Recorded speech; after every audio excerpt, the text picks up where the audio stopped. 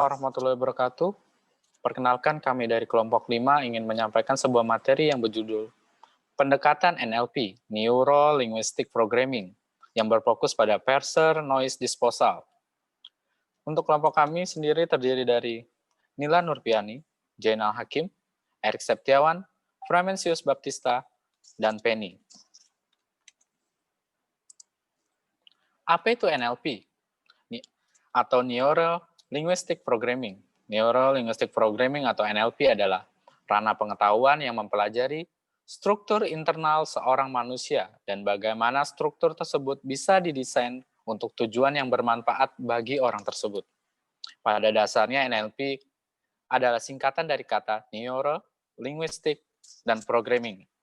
Neuro sendiri adalah saraf atau sistem saraf otak dan saraf seluruh tubuh kita. Linguistik sendiri adalah bahasa, baik verbal maupun non-verbal.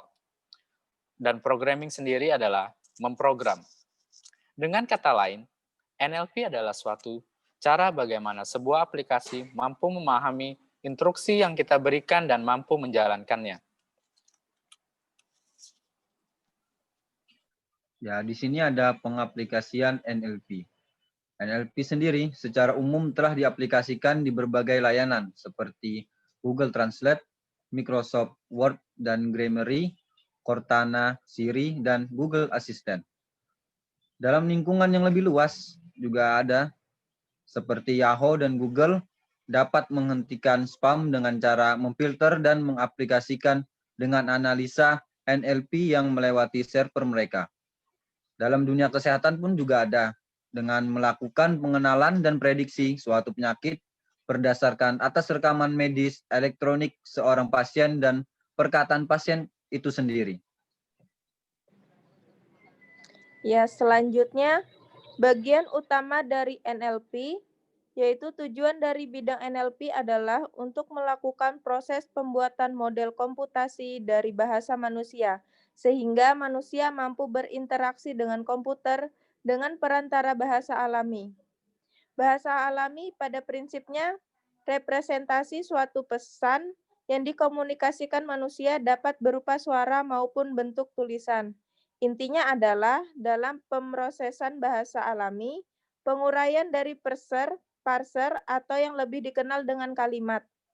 Ada dua bagian utama dari pengolahan bahasa alami. Yang pertama, parser. Yang kedua, sistem representasi, pengetahuan, dan pengolahan output. Baik, selanjutnya ada parser. Apa itu parser? Parser adalah komponen kompiler atau juru bahasa yang memecah data menjadi elemen yang lebih kecil untuk memudahkan terjemahan ke bahasa lain. Dan tujuan utama parser adalah untuk menentukan apakah input data dapat berasal dari simbol awal tata bahasa.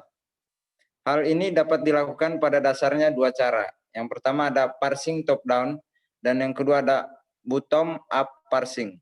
Untuk parser sendiri ada 3 macam.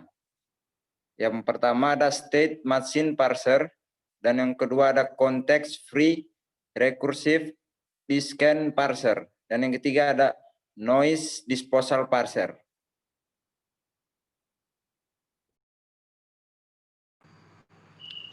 Ya, selanjutnya noise disposal parser guna membatasi bahasa aspek tersulit pada pembangunan sistem pengolahan bahasa alami adalah mengakomodasi kerumitan dan kefleksibelan dari bahasa manusia ke dalam sistem ketika kita mengimplementasikan dengan membatasi tipe dari kalimat atau tata bahasa grammar yang diterima oleh profesor, misalnya dengan menganggap semua kalimat adalah dideklarasikan mengikuti bentuk standar.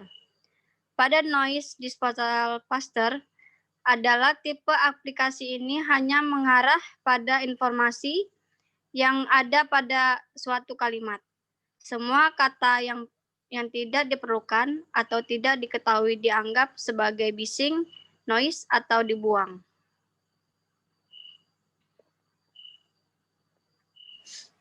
Contoh, seperti sebuah database yang terdiri dari nama-nama perusahaan dan harga-harga stok, dan asumsikan database menerima query seperti ini. Lihatkan saya semua perusahaan dengan persediaan lebih dari 100.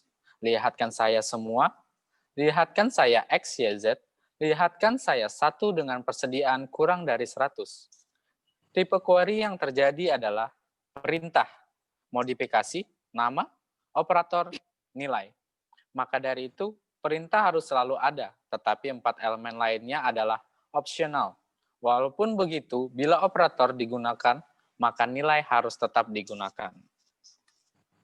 Mungkin sekian dari kelompok kami yang dapat kami sampaikan. Atas perhatiannya, saya ucapkan terima kasih. Wassalamualaikum warahmatullahi wabarakatuh.